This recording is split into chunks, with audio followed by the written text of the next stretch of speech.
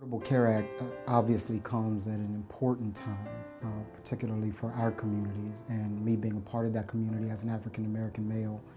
It was important that I have health insurance, and I did not have health insurance because I was self-employed and really just could not afford what it took for me to have health insurance at that time. It was important that I followed the process, even through the difficulties in the initial stages of everything that took place. I was very, very diligent about my health and the importance of living a healthy lifestyle and all that it took to kind of do that. I pastored a local church and came in contact with Brandywine Women's Health and Associates and invited them to be a part of our church and our congregation, make sure everybody in the community had an understanding of what the Affordable Care Act was about.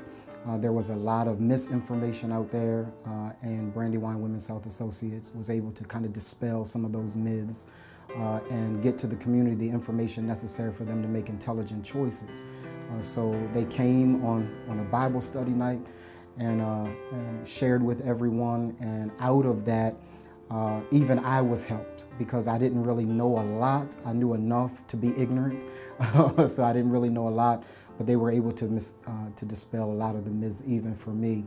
And out of that, on day one, when enrollment came around, I was first in line making sure that I began to start signing up for health care. Brandywine Women's Health Associates are experts in making sure that the information is accurate, that they can speak at a level that people can understand, that they remove some of the fears and anxieties of the persons that they're speaking with. And so, and it's not a huge conglomerate kind of organization. It's a grassroots organization that has really taken at heart the necessity to reach that particular populace.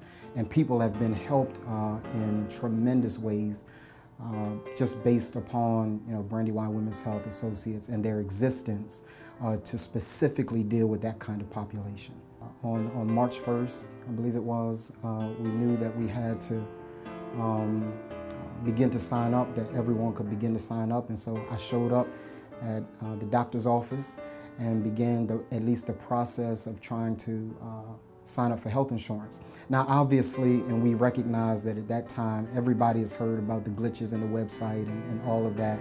And so while the process began on that day, I didn't really get health insurance until December the 24th as a Christmas present. And so it was an amazing journey, well worth it though, because of some things that happened subsequently to me getting the health insurance. There's nothing like the assurance of being insured.